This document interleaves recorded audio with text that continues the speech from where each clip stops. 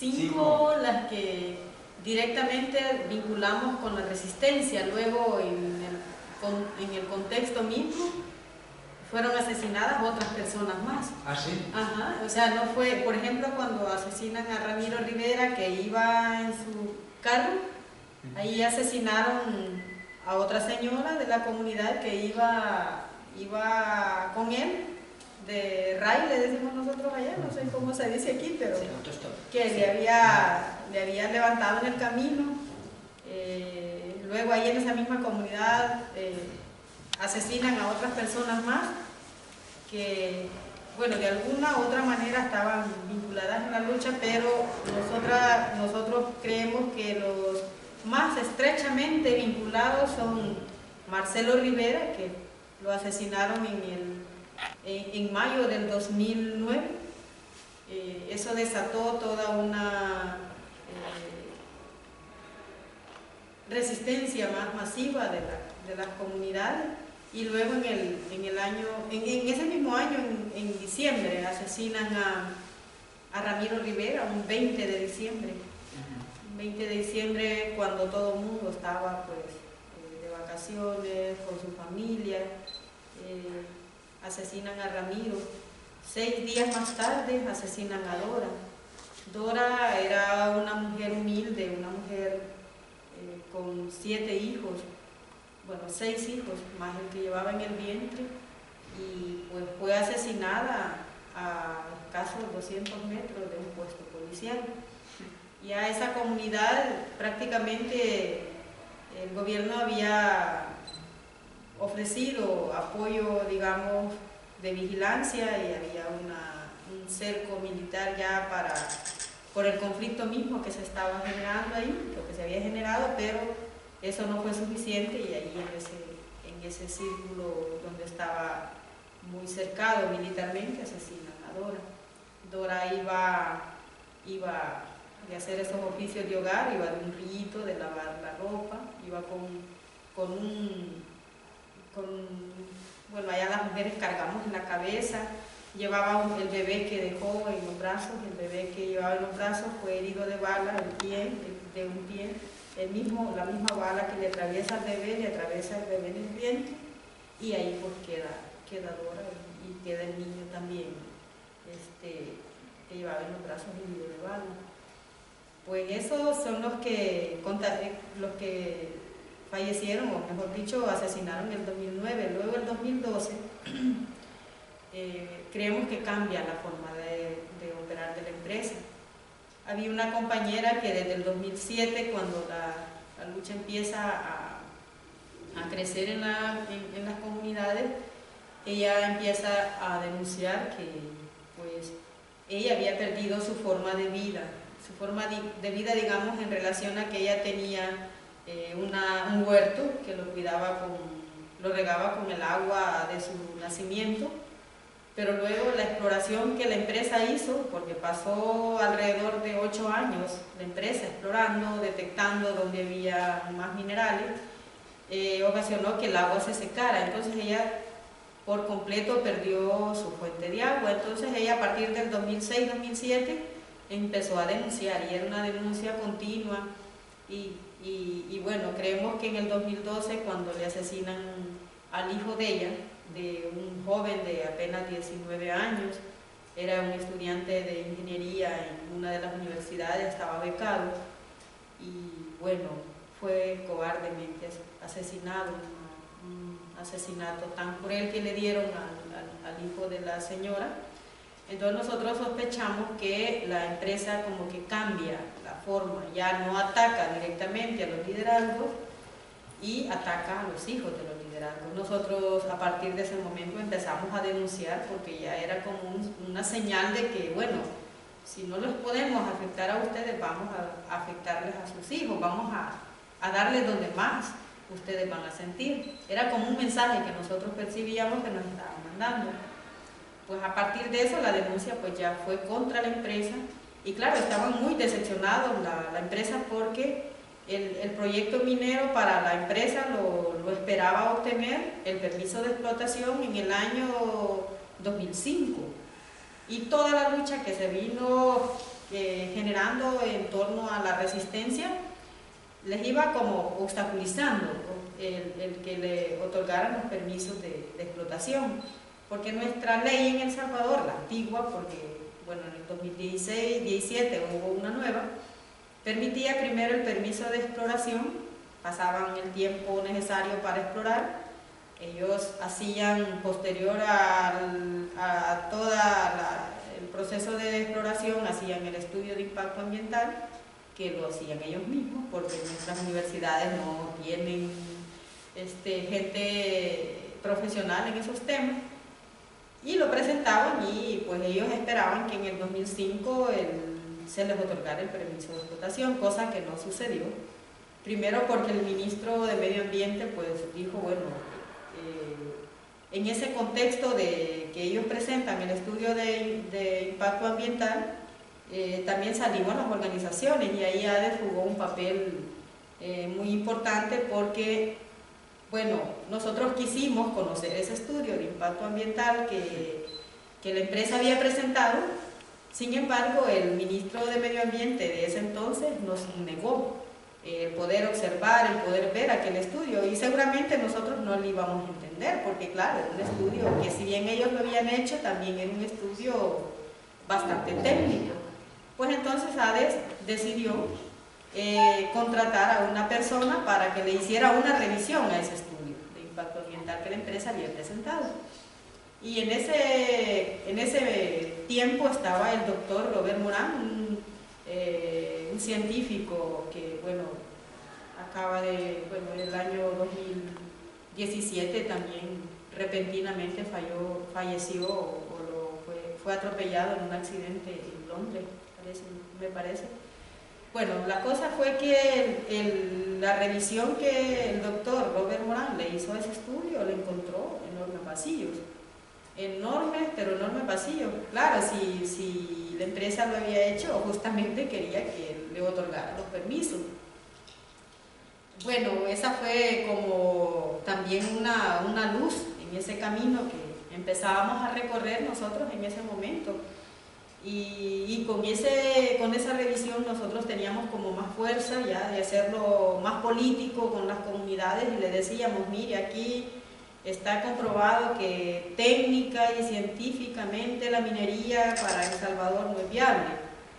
Hicimos arrancamos todo ese proceso de divulgación, de organización, de movilización, de incidencia, hasta alcanzar que en el 2017 pues se aprobara una ley. Pero antes de aprobar esa ley hubo un momento muy, muy fuerte para El Salvador también, porque la empresa que se cambia en el 2013, porque cuando se hace el proceso de exploración lo hace una empresa de capital canadiense llamada Pacific Rim, y posterior pues se cambia de nombre, bueno, no de nombre, sino que esta empresa parecía que ya estaba a punto de quebrar, vende el proyecto a una empresa australiana de capital australiano, bueno, tienen de diferentes, ¿cómo se llama?, accionistas, pero de origen australiano, y vende el proyecto y también se vende una demanda, porque esta empresa cuando ve que las comunidades no quieren que sea la minería, ya ve todo el movimiento a nivel de la sociedad salvadoreña, entonces arremeten contra el Estado. En el 2008 interponen una demanda en este tribunal internacional que se llama CIAL, que está su sede en el Banco Mundial en Washington, y de allí pues a partir del 2008 ya El Salvador es demandado, claro, porque como tenemos tratados comerciales entre Centroamérica y Estados Unidos, no con Canadá, pero la empresa era canadiense, pero fueron tan perversos, abren una subsidiaria justamente un poco después de iniciar el proceso, o quizás antes, abren una subsidiaria en Estados Unidos, en las Islas Nevada, para ampararse al TLC que se tenía entre Estados Unidos y Canadá, El Salvador, Centroamérica. Y a partir de ahí la demanda ya se vuelve una demanda legal, llevó 3 audiencias y resulta que la empresa fue derrotada en la primera audiencia porque, bueno, venían como cuestionándole en el tribunal la jurisdicción, no jurisdicción, sino, bueno, son más términos que creo yo no podré como dirimirlos mucho, pero la verdad es que fueron 3 audiencias y en las 3 audiencias fueron derrotados como empresa. La última, nosotros teníamos cierta como duda, digamos, porque conocemos que las empresas tienen mucho poder y bueno, dijimos, de repente El Salvador va a salir mal en esta demanda. De repente la empresa va a hacer que El Salvador le pague, porque ya, bueno, habían sido tan bondadosos y tan buenos que la empresa cuando interpusieron la demanda, la interpusieron por $301 millones. Pero luego en el proceso las cosas iban bajando, y cuando finaliza la demanda ellos ya no pedían 301, sino que pedían 250 millones de dólares. Como, imagínense, son bastante bondadosos, pero igual esas cifras tampoco eran pocas para El Salvador, para un estado como el nuestro. Bueno, al final esta demanda terminó siendo favorable, digamos, puede ser cuestionable, yo siempre digo eso, es cuestionable porque al final el tribunal resolvió que la empresa pagara $8 millones al Estado salvadoreño. Eso nunca se había visto en un tribunal, porque siempre en esos tribunales quienes ganan son las empresas. Pero en este caso nosotros consideramos que todo ese esfuerzo de articulación que logramos hacer a nivel de organizaciones aliadas, amigas, solidarias a nivel de Estados Unidos, Canadá y Australia, nos permitió mantener el tema muy activo. Digamos que cuando se estaban dirimiendo estos procesos dentro de este tribunal, la gente estaba plantada frente al CIADI con protesta, con movilización, con protestas, con cartas, bueno, con una serie de acciones, y eso visibilizó el tema.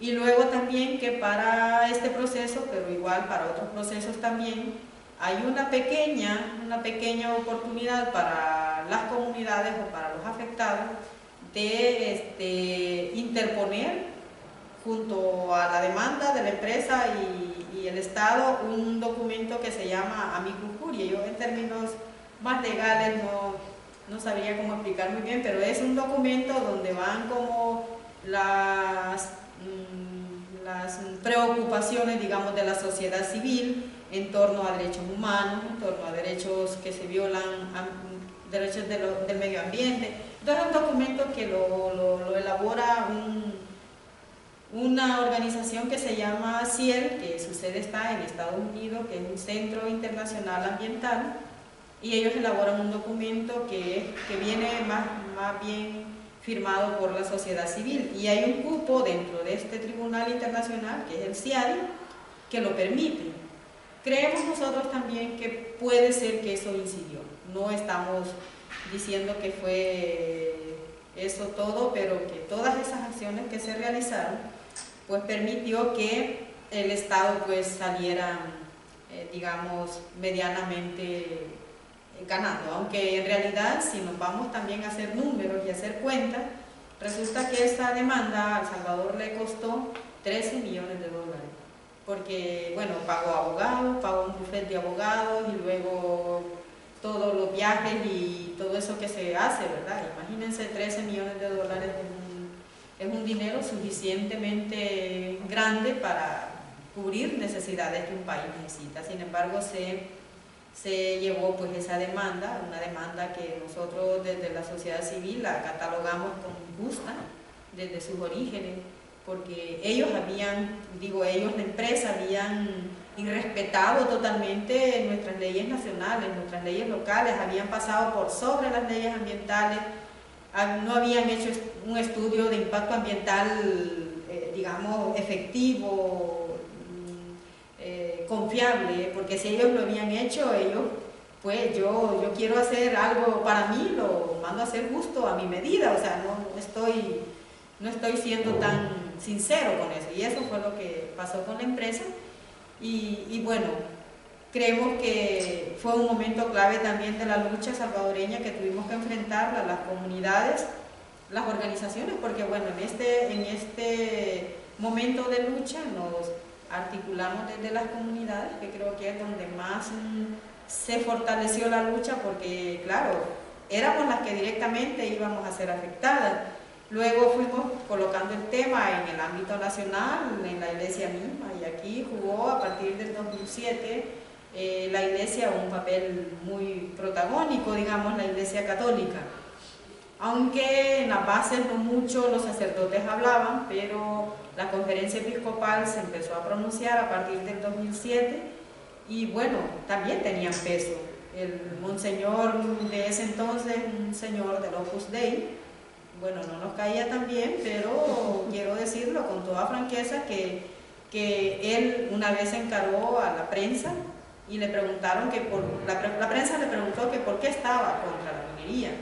Entonces él dijo, yo estoy contra la minería porque utiliza cianuro, y el cianuro es un químico mortal para la vida y que, bueno, si no me quieren escuchar como pastor de esta iglesia que soy, escúchenme como químico de profesión que soy. Y desde mi profesión de químico yo sé muy bien que el cianuro aquí y en cualquier parte del mundo es letal, es mortal para la vida. Bueno, nos interesaba que dijera eso, porque allá, y yo no sé aquí, pero que nos interesaba tanto que dijera eso, porque pues lo que dice un cura, lo que dice un sacerdote, lo que dice un obispo es palabra de Dios. Y bueno, nosotros repetíamos esa grabación de un señor en las comunidades, y ahí fue cuando el tema pues se fue como fortaleciendo. Todo lo que se decía en boca de gente muy reconocida en la sociedad, nosotros lo replicábamos en las comunidades, como la utilización, quizás no es tan bueno el término, pero nosotros utilizamos esos argumentos para decirle a la gente, miren, por estas razones nosotros no podemos permitir la minería aquí en El Salvador. Y la verdad es que en El Salvador hay realidades que imposibilitan cualquier implementación de megaproyectos, pero el tema de la minería es un tema muy complicado. Nosotros en El Salvador vivimos alrededor de 6,5 millones en un territorio tan pequeño, tan pequeño. Somos aproximadamente unos 21.000 kilómetros cuadrados, ya con situaciones de afectaciones del cambio climático. Nosotros estamos sufriendo ya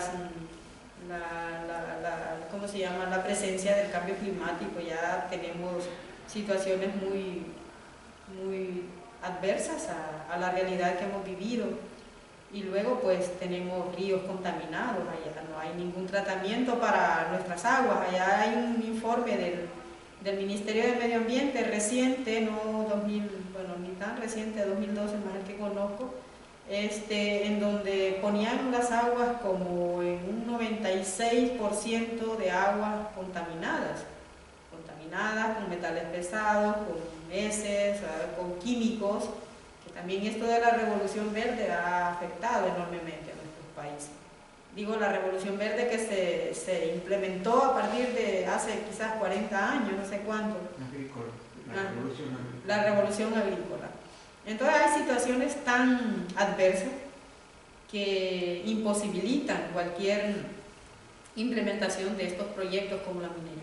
Y por eso fue pues que al final logramos que este tema trascendiera desde lo local, lo nacional. Nos articulamos en un espacio a nivel nacional muy significativo. Bueno, la Mesa Nacional frente a la Minería es un espacio que articula alrededor de 12 organizaciones de diferente índole. Somos de base ecologistas, organizaciones que trabajan con el tema de derechos humanos, entre otras.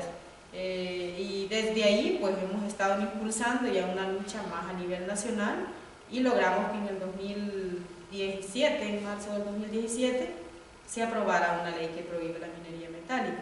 Esto no fue noticia para El Salvador, pero creemos que sí fue noticia a nivel mundial. Nosotros fuimos dándole como seguimiento, ¿verdad?, a donde se habían publicado, y empezamos a a recoger todas esas notas y estábamos en más de 200 países del mundo siendo noticia, pero en El Salvador no, pasó por desapercibido, tristemente, porque ya los medios también masivos de comunicación responden a un grupo de poder, y es el poder económico que está pues controlando, digamos,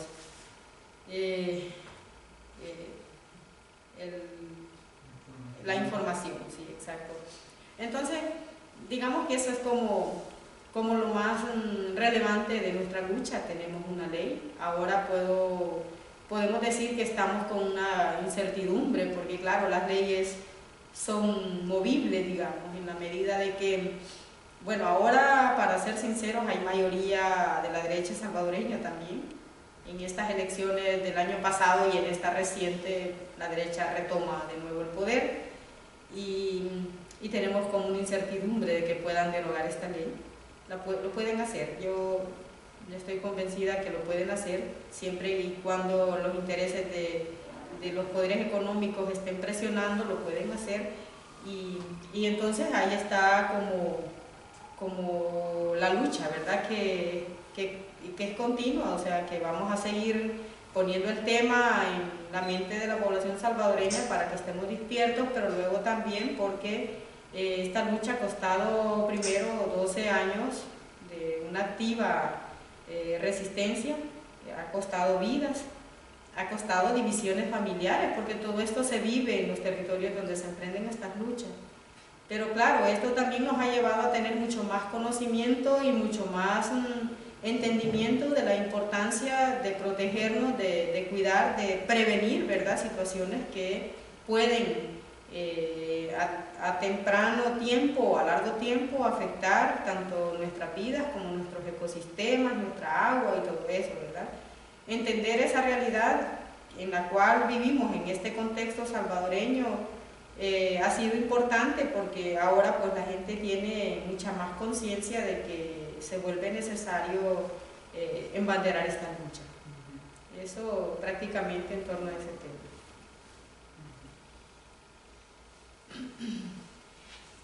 Bueno, con este repaso no sé si alguien así tiene una pregunta o... Porque, o sea, tanto el vídeo como este relato que nos ha hecho ahora tiene muchos puntos que son muy interesantes de analizar para trascender también a otros espacios, ¿no? O sea, sean locales o incluso internacionales. Con lo que comentaba de la contaminación del agua, igual podéis comentar un poco de lo que ISF está haciendo en El Salvador. Sí que es verdad que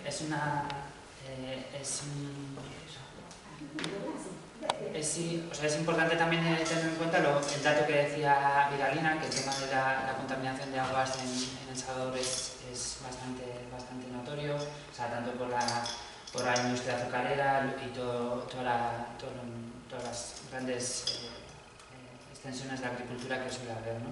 Entonces también es real que también hay como unos ríos principales y luego son quebradas muy cortas, las ciudades tampoco tienen un saneamiento de ningún tipo, entonces todo se vierte a ello, ¿no?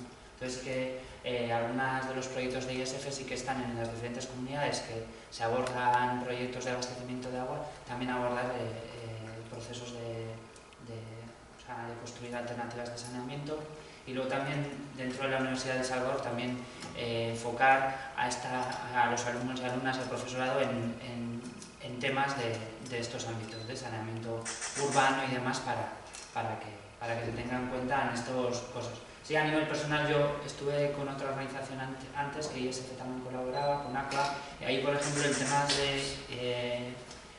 me ha tocado ese tema de analizar los estudios de impacto ambiental. En este caso, en esa región son grandes urbanizaciones que se construyen, que legalmente también tienen que presentar su estudio de impacto ambiental. A día de hoy, ahora no sé qué va a pasar con el nuevo Ministerio de Medio Ambiente, pero sí que tenían que ser públicos, o sea, había como un momento de 20 días que tenías después de que presentara la empresa el estudio de impacto ambiental para oponerte o ver dónde estaban y eso, como comentaba Vidalina, pues según para qué organizaciones comunitarias y demás es bastante complicado, porque o sea, es una verborrea técnica que es complicado, incluso también es una lectura perversa que hacen los ingenieros y ingenieras que igual aquí también se forman, de las leyes y de los cálculos y de las fórmulas y demás, ¿no? Yo recuerdo todos los estudios de impacto ambiental de las grandes urbanizaciones, todos eran impacto hidrológico cero. Era como grande fórmula, era impacto hidrológico igual a cero. Era como, ya había como un modelo, ahí diseñaban luego todas las plantas de tratamiento, todos los tanques de retención que necesitaban en un país donde llueve durante unos pocos años, muchas, y luego tienes como una sequía, ¿no? Entonces, los diseños eran de aquella manera y luego veías en los proyectos que ya una vez estaban construidos cómo o sea, no servían, incluso plantas de saneamiento de las grandes urbanizaciones que no estaban en funcionamiento, y cómo las comunidades de vecinas sufrían ese tipo de contaminaciones, ¿no? O sea, por heces, basura que muchas veces las grandes urbanizaciones que están cerradas a cal y canto y que se construyen de aquella manera, pues luego el impacto que generan cuenca abajo, ¿no? Entonces, ahí eso un poco colabora, y también un poco ahora, desde que hemos empezado a trabajar con ADES también aquí, pues un poco pues ese trabajo de ahora también un poco también tener como una oportunidad de decir, jo, ahora ya tenemos un territorio en la que no se va a implementar una minería así metálica, entonces, ¿qué territorio queremos, ¿no? Entonces, ahí sí que ADES y la comunidad de Santa Marta es o sea, una comunidad histórica, desde que después de la guerra también se asientan en el sitio donde están, es una comunidad muy unida y demás, entonces eso también permite de construcción de alternativas como que, o sea, que ella misma os puede comentar, ¿no? Pero sí que hay un poco. Sí. ¿El río que se ha visto está contaminado? El río Lempa, digamos que el río Lempa es uno de los ríos más principales del Salvador, el único río más principal del Salvador, y que de cierto no es solo nuestro, pero nosotros como salvadoreños tenemos el 60% de esas aguas. El río Lempa nace en Guatemala, atraviesa El Salvador, una parte de Honduras, y bueno, lo compartimos con estos tres países, pero luego este río está altamente contaminado, porque bueno, la gran industria del Salvador, de San Salvador, digamos, y luego todas las aguas negras del Gran San Salvador van a parar así sin ningún tratamiento a un río que es un subsidiario o depositario del río Lempa. Ese río se llama Azalguate tiene un nombre feo. Depositan alrededor de unas 50 toneladas de heces diarias que van directamente al río, pero luego de eso también hay un lugar que es industrial, y toda esa industria deposita todos sus desechos al río Azalguate, que igual va a parar al río Lempa. Entonces el río está altamente contaminado, o sea, no dudamos que tiene contaminación. Digamos que esa contaminación encima de lo que podría ser la industria minera, que imaginará usted la cantidad de metales pesados que podrían evacuar a esos ríos cuando los proyectos mineros justamente están sobre la cuenca alta del río Lempa. Todos los proyectos mineros atraviesan, o sea, El Salvador es tan pequeño que toda la franja norte del país hay proyectos mineros, y esos proyectos, desechos iban a parar al río Lempa. Entonces el río está muy contaminado, pero bueno, en comparación de la contaminación minera es mucho más aún. Y bueno, tenemos amenaza también en este sentido de la minería en Guatemala, de la minería en Honduras. De hecho, El Salvador es pequeñísimo en comparación de Guatemala y Honduras, en donde ya tienen leyes que permiten la minería. Bueno, históricamente esos países han sido mineros, Guatemala, Honduras, y todos los desechos van a ir a parar al río, o están parando en el río. Por ejemplo, en Guatemala hay un lago que está altamente contaminado con metales metales pesados ya. Bueno, de hecho ahí ha habido una resistencia en ese proyecto que ha permitido que el proyecto no avance. Sin embargo, la empresa está esperando su momento porque ahí lo que ha pasado es que han encontrado aguas termales a una temperatura altamente elevada. Eso, quieras o no, ha permitido también que la empresa se detenga, pero ellos siguen en camino diciendo que lo más temprano posible van a desarrollar su proyecto. Sin embargo, las comunidades están oponiéndose al desarrollo y ciertamente se ha parado como unos 6 a 8 años. Ya tienen varios años de no estar, sino más bien asegurándose que es su proyecto y que más temprano que tarde lo van a explotar, pero igual el peligro está también porque ahí es son nacimientos de aguas termales y eso también es imposible. Ellos dicen que van a enfriar el agua, saber qué tan cierto será, posiblemente, pero pues se han encontrado eso y por eso no han avanzado. Pero luego también hay una buena resistencia de las comunidades vecinas del país de Guatemala que no ha permitido que el proyecto avance. Y así, en Honduras igual, después del golpe de Estado, en Honduras se abrió a los proyectos mineros. Entonces hay una cantidad de proyectos mineros en la zona fronteriza entre El Salvador y Honduras, que de igual forma también, si se desarrollan en poco tiempo, vamos a tener un río contaminado. Y la importancia de ese gran río es que el agua que toma la gente en San Salvador es agua proveniente de ese río. Luego, río abajo, hay mucha gente que vive de la agricultura, de la pesca, de la crianza de animales, que utilizan también. O sea, la importancia de ese río es grande, es grande. Y bueno, ya contaminado no sabemos qué va a pasar. Va a pasar de repente como el río que está acá en Bilbao, que esa agua no se puede... Pero imagínense aquí habiendo procesos, ¿verdad?, que son más altamente tecnologizados y nosotros allá, ¿qué tecnología se puede utilizar para que esos ríos permanezcan limpios? Definitivamente, si somos países tan empobrecidos, la ministra de Medio Ambiente, que ya está por salir, dice que ella va a descontaminar el río Salguate. No sé de dónde va a sacar tanta plata para ese río que les digo yo que está altamente contaminado, pero ella dice que lo va a descontaminar, ya va de salida. Yo no creería que lo va a hacer en este par de meses que le quedan, pero, o sea, son cosas que no se pueden, o sí se podrían, pero con mucha plata, con mucha inteligencia también, porque tiene que ser gente que conoce la materia, gente experta en esos temas, y que en El Salvador no los tenemos, tendrían que ir de fuera para que hagan eso. Pero bueno, esa es la triste realidad que al final tenemos que enfrentar las comunidades y como decía,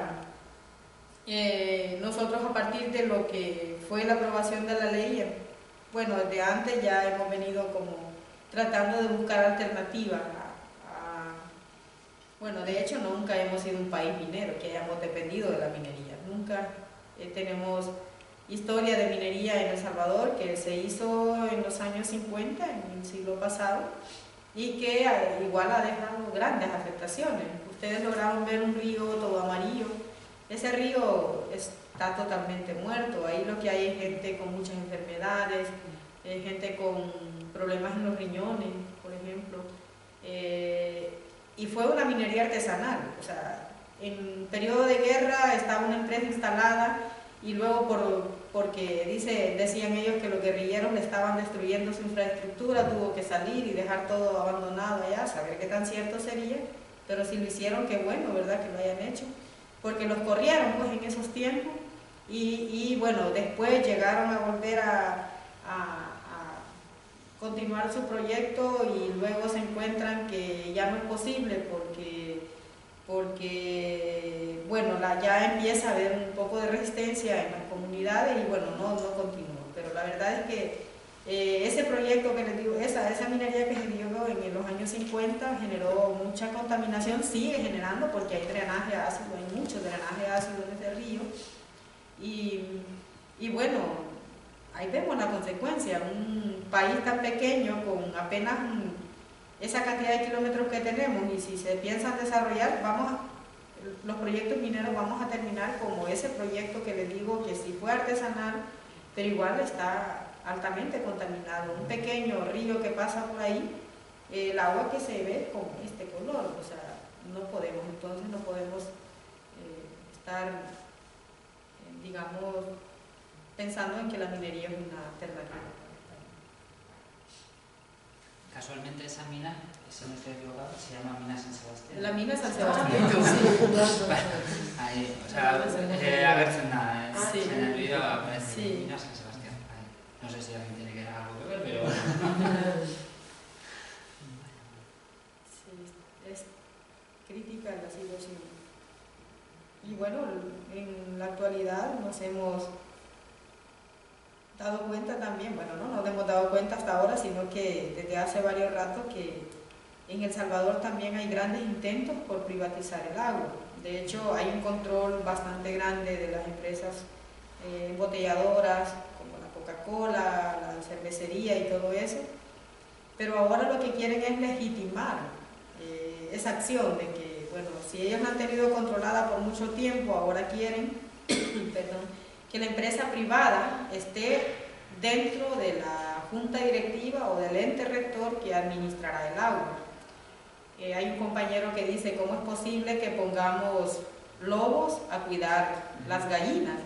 Si lo que ellos tienen son intereses mercantiles, no pueden ellos estar cuidando un bien público. Entonces han habido en esta semana reciente grandes protestas en El Salvador, se moviliza la universidad, ya cuando la universidad se moviliza ya hay más esperanza, porque claro, tiene mucha fuerza y bueno, han retrocedido, pero bueno, eso es temporal. Creemos que ellos van a seguir insistiendo en que en el ente rector del agua quede la empresa privada, y eso sí sería, ¿cómo puede un privado ser juez y parte en un bien público?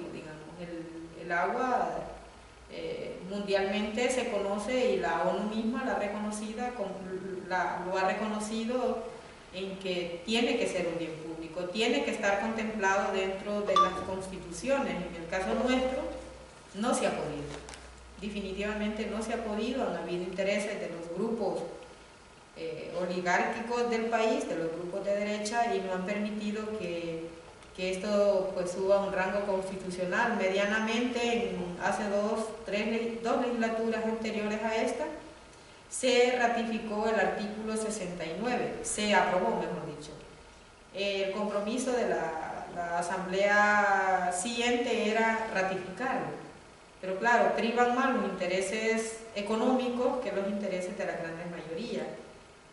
Ciertamente no lo han ratificado, o sea, es una deuda todavía que tiene la Asamblea Legislativa en El Salvador, porque como les decía, los intereses económicos son tan fuertes en ese tema tan importante, el agua. Sabemos que quién no la necesita, o sea, la necesitamos todos y todas, y también nuestros ecosistemas, y la verdad es que la privatización nos conlleva a que, bueno, si ahora el tema del agua en El Salvador es un tema tan crítico, digamos, porque hay muchas comunidades en las que no tienen acceso al agua. Vivimos yendo al pozo, al río más cercano, a carrear el agua o a traer el agua. Significa que también la privatización va a privatizar los ríos, va a privatizar las fuentes de agua. Entonces, las fuentes de agua. Entonces estamos ante una situación muy compleja que creemos que si eso llegara a pasar, pues como que se truncan todas esas aspiraciones de las poblaciones, ¿verdad? De tener ese acceso al agua en calidad y en cantidad, con accesibilidad también, que tiene que por derecho nos corresponde.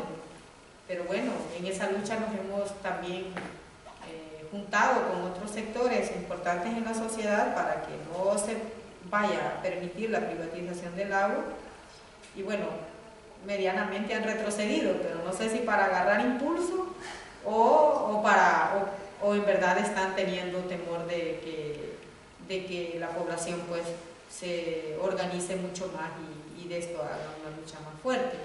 Esas son las cosas que no se saben, ¿verdad? Son impredecibles, y de los grupos económicos se puede esperar cualquier cosa. y ha sido justo esta semana. O sea, en el tema de la ley del agua también llevan los movimientos sociales casi más de una década, o sea, incluso con una propuesta de ley y demás que contabilice la importancia primero de priorizar el uso del agua para las personas. Esa ley y esa también ratificación del derecho humano al agua se retrasa nunca, y esta semana, y uno de los puntos fuertes es quién es la autoridad rectora del país que va a gestionar, ¿no? Entonces, la propuesta de los movimientos sociales es que sean los diferentes ministerios, que sean pues, los entes públicos, al fin y al cabo los garantes de cómo gestionamos, pero los otros intereses lo que quieren es que ya en ese ente rector de cómo gestionamos el agua del país haya la representación de las empresas, ¿no? Entonces, el lunes pasado de repente sacaron un artículo que ya estaba la junta directiva de los 7 miembros, y dos de ellos ya eran claramente empresa privada, que luego el resto pueden ser de color político que toquen en ese momento, pero que ya la empresa privada tenga 2 sillas de 7, pues sería como una amenaza, ¿no? Entonces hubo una presión popular y demás, y sí que rectificaron ya para el jueves, pero bueno, la gente sí que siguió movilizando, y sí que es momentos de estar alerta también a nivel internacional, porque ahí también se ha visto, ¿no? Cómo a nivel nacional e internacional, si se siguen estos temas, pues también es una forma de presionar para que ese tipo de temas no vayan adelante.